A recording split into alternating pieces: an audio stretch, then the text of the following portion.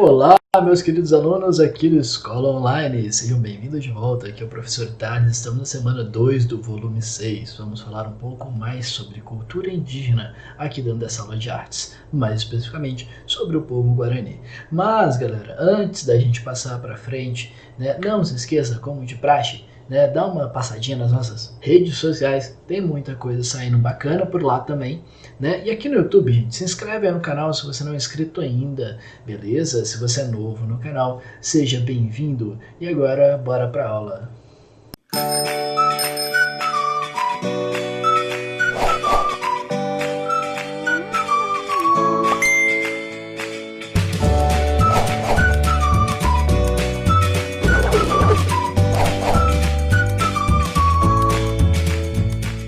Bom, gente, basicamente, o povo Guarani é um povo que foi espalhado na América Latina.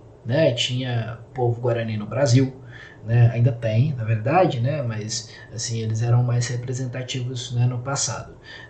Ou no Brasil, na Bolívia, Paraguai, Argentina, E vários dos costumes e heranças culturais que a gente tem aqui no Brasil são de responsabilidade deles, ou seja, a gente trouxe os costumes, formas de se vestir, coisas que a gente come, música, e vários artesanato, várias outras coisas também. Então a gente tem alguns exemplos aqui, a tradição culinária, como por exemplo, os pratos de milho, mandioca, a mandioca e a aipim é a mesma coisa, também tem o nome macaxeira, que é dito em alguns lugares, batata doce, uso do amendoim, da erva mate e várias outras coisas. Na música a gente vai ter a questão da flauta, uso de chocalhos, do instrumentos de percussão, que isso vai ser uma marca bem grande, do Brasil mesmo, o próprio movimento tropical, o MPB, você vê que a gente usa muitas coisas que são relevantes para nós, o chorinho também. Bom, e no artesanato, a gente vai ter essa coisa de usar materiais naturais, usar folha, semente, argila, então a própria aqueles brincos de penas e coisas, que muitas vezes as pessoas gostam, e na nossa língua a gente tem várias palavras que são derivadas aí do Tupi-Guarani, que é uma língua que é falada, por essa própria etnia, e que trouxe para nós, várias palavras aqui dentro do nosso português brasileiro também, e uma diversidade de outros aspectos socioculturais também. Afinal, o Brasil ele é formado pela cultura indígena, cultura africana e cultura europeia. E a cultura indígena que predominou no Brasil foi o Tupi-Guarani. Beleza? É claro que existiam outros que eram muito importantes, mas eles foram os caras ali, que foram mais relevantes, vamos dizer assim, e que sobreviveram também às atrocidades, do período colonial, e que estão tentando sobreviver também às atrocidades do Ministério do Meio Ambiente. Mas galera, vamos lá então. No Brasil você tem mais ou menos 53 mil indígenas, que estão espalhados aí, em 7 estados diferentes, e vão ter 3 grupos ali mais relevantes dos guaranis, que vai ser o Kaiowá, Nhandeva, e Nha. Eu não sei falar direito esse último nome, mas eu acho que eu falei certo. E esse povo vai constituir uma etnia bem numerosa no país. Apesar de pertencerem a uma mesma etnia, vamos dizer assim, cada tribo, cada grupo ali dos Guaranis tem os seus próprios costumes, dialetos, práticas ritualísticas e tudo mais. Então a gente tem uma variedade ali dentro, não é todo mundo a mesma coisa. Até porque, poxa, as tribos elas viviam em lugares diferentes, elas tinham necessidades diferentes, vão ter líderes, religiões totalmente diversas. Então isso vai ser tudo muito, realmente vai ser tudo muito variável, Porém, a gente vê que alguns valores, eles vão meio que se repetir, que vai ser, por exemplo, a coisa de você respeitar a natureza, de você viver em comunidade, de você ter um respeito à vida muito grande, a busca por uma religiosidade interessante, a organização social, a questão da tradição oral, de você passar coisas de geração em geração para as pessoas, uma prática né, muito interessante de resistência até mesmo, né, com as coisas ruins, né, que a nossa sociedade muitas vezes levou para eles. Né? E dessa forma, né, a gente vai ter, por exemplo, contações de histórias, rituais, né, o canto também, como hábitos bem interessantes de trazer, né, e manter viva, né, essa cultura que é tão antiga aqui dentro do Brasil.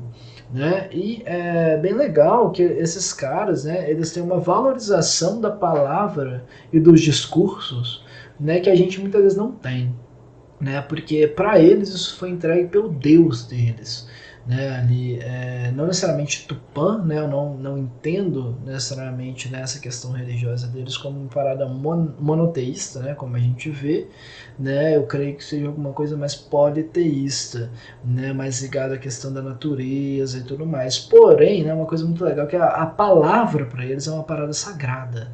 Né? O canto é uma forma, né, de você mostrar a sua religiosidade. Então, né, o uso da palavra como a gente usa, né, por exemplo, né, o nosso uso da palavra na internet, né, como uma coisa assim que não tem significado e tal, não é uma parada muito comum para vários desses povos. Né? Para eles, muitas vezes, né, é melhor você ficar quieto, né, do que você falar uma abobrinha. Né? Já a gente, como povo ocidental, prefere falar uma abobrinha do que ficar calado. Né? Então isso é uma questão bem interessante, né? Que talvez, né, se a gente seguisse mais isso, a gente fosse um povo mais pacífico e que fizesse mais sentido. Né? Mas, gente, vamos lá. As nossas atividades. A primeira delas. Após a leitura do texto, escreva de que forma são transmitidas as tradições do povo. Basicamente, a gente vai ter a influência da tradição indígena, né, na culinária, na música, no artesanato, né, e na língua. E em diversas outras etnias, né, e aspectos socioculturais. E, né, são transmitidas tudo isso de forma oralizada, de geração em geração, como a gente viu, né, lá no texto motivador. 2. Como o povo guarani mantém vivas suas tradições, considerando assim também uma forma de resistência dessa cultura? Bom, galera, basicamente eles mantêm vivas essas tradições, né, dessa coisa do respeito à natureza, da vida em comunidade, né, da organização e tudo mais, sempre, né, com essa coisa da prática, né, da contação de histórias, da prática de você fazer os rituais, de você cantar, tudo em comunidade. Né? Você fazendo essas coisas em comunidade, você mantém aquele espírito da resistência da cultura indígena aflorado em seu povo. Né? Numa época muito boa da minha vida, né, eu tive a oportunidade de passar alguns meses em outro país. Né? E, né, lá a gente tinha um hábito, né, de de cantar uma canção, né, todos os dias pela manhã. Né, isso era uma coisa muito legal, você cantar em grupo, né, e não necessariamente vinculado a uma parada tipo assim, cristã, religiosa, sabe? Não tem que ser um hino religioso. Tinha também hinos religiosos, mas não era necessariamente, né, voltado a isso. Né? Era uma coisa mais assim de você criar um espírito de comunidade, né, que é uma coisa muito legal. Né? Então, às vezes eram canções internacionais, mas no geral eram canções assim do próprio país, né, que tinham esse espírito mesmo, né, de coletividade, de inclusão, né, então era uma coisa bem bacana.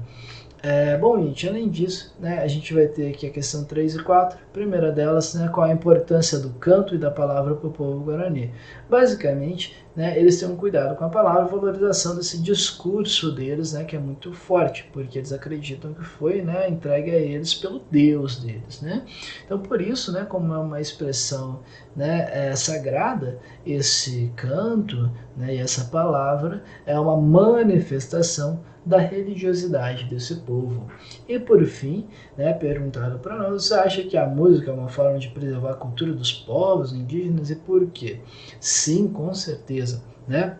A música, ela tem uma coisa muito legal, que é conseguir se conectar com a psicologia de uma cultura. O que significa isso? Você consegue entender como aquela cultura funciona através de como eles cantam, o que eles cantam, que tipo de ritmo eles tocam e tudo mais. Isso significa, né, que a gente consegue entender como essas pessoas pensam, agem e até mesmo que é importante de fato para essas pessoas, né? E quando a gente integra, né, essas músicas de várias culturas, né, no nosso dia a dia, né, a gente preserva a chama, né, a vida desses povos aí, né, dentro do arcabouço cultural social, né? E nesse caso, né, os indígenas eles tiveram boa parte das suas canções catalogadas apenas no século XX pelo Mário de Andrade, né? Então, o Mário de Andrade, né, que foi um dos caras que deu origem ao modernismo, né? Porém, ele foi um grande estudioso da cultura também. E por que, infelizmente, apenas no século XX? Né? Porque, pô, apenas nos anos de 1900, né, significa que os anos de 1800, os anos de 1700, os anos de 1600 e os anos de 1500, a gente meio que perdeu. A gente teve alguns estudiosos aqui que tentaram, né, manter isso aqui vivo e tal, mas em relação à música, não. Né? Quem foi lá nas tribos indígenas, ouviu o pessoal tocando, escreveu partitura musical para que as pessoas conhecessem a música originalmente, foi o Mário de Andrade. Beleza? Então, né, isso é uma questão bem foda também do nosso processo, né, de colonização, que os portugueses, né, eles não se preocupavam em manter a nossa cultura viva, né, isso faz com que hoje, muitas vezes, a gente seja muito mais europeizado, né, ou né, essa coisa de ficar copiando americano e tal, do que necessariamente, né, conectado e ligado aos nossos povos ancestrais aqui do Brasil. Bom, gente, espero que você tenha gostado dessa aula. Se você gostou, deixe aquele joinha aqui. Comenta aí também, né, se você tem se conectado a essa cultura indígena, se você busca fazer isso, se você não liga para isso, né? Eu acho que é uma cultura muito interessante, né? Eu gostaria de me conectar mais, né, de entender mais, até porque Tupã é muito mais legal do que o Thor. Bom, gente, é isso aí. Espero que você tenha uma ótima semana de estudos. A gente se vê no próximo vídeo.